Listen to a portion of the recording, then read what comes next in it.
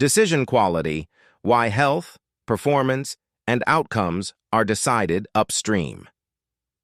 Introduction. In complex environments, leaders are required to make decisions under uncertainty, time pressure, and incomplete information. Across organizations and roles, outcomes are often evaluated after the fact. Performance is measured, results are reviewed. Health is discussed once strain becomes visible. Less attention is typically given to the quality of decisions that precede these outcomes.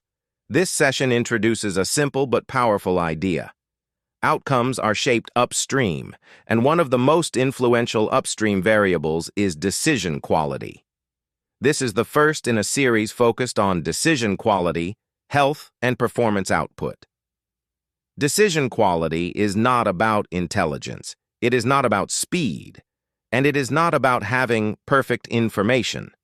Decision quality refers to how well a decision is framed, evaluated, and committed to, given the constraints present at the time.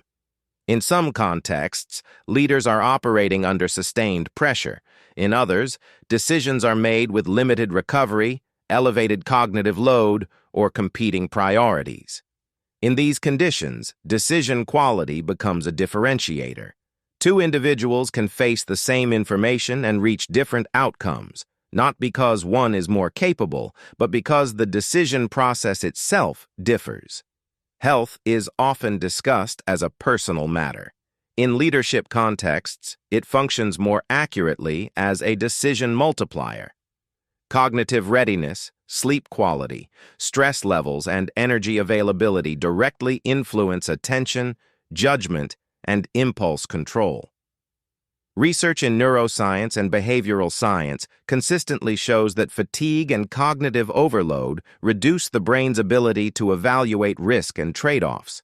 This does not imply weakness. It reflects human physiology. When decision-makers operate in a depleted state, even well-designed strategies can become harder to execute, adapt, or reassess. Over time, this compounds. Section 3. The decision quality. Stacked decision quality can be viewed through 4 interrelated layers. The first layer is state. This includes physical energy, cognitive clarity, and emotional regulation. Before evaluating options, it is useful to assess readiness. Not every decision requires peak state, but consequential decisions benefit from it. The second layer is framing. This is where many decisions become constrained early, slow. Framing answers questions such as, what decision are we actually making? What problem are we solving?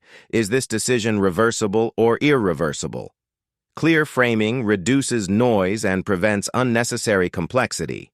The third layer is reasoning.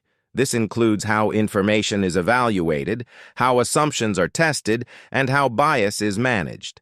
Experience is valuable. At the same time, experience can introduce subtle bias if not examined. Decision quality improves when assumptions are made explicit and alternative perspectives are considered. The final layer is commitment. Decisions gain strength when ownership is clear and review mechanisms are defined. A decision is not complete at the moment of choice. It continues through execution and reflection. Section 4. Why this matters for performance.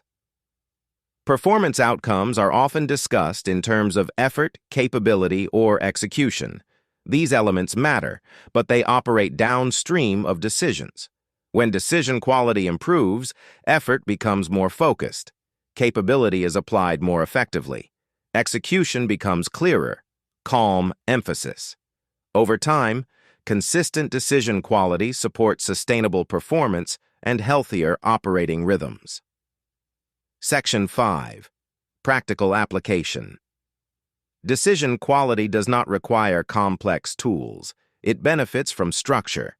Simple practices such as pausing before high-stakes decisions, clarifying objectives, and reviewing assumptions can meaningfully improve outcomes over time. This session introduces the foundation of decision quality.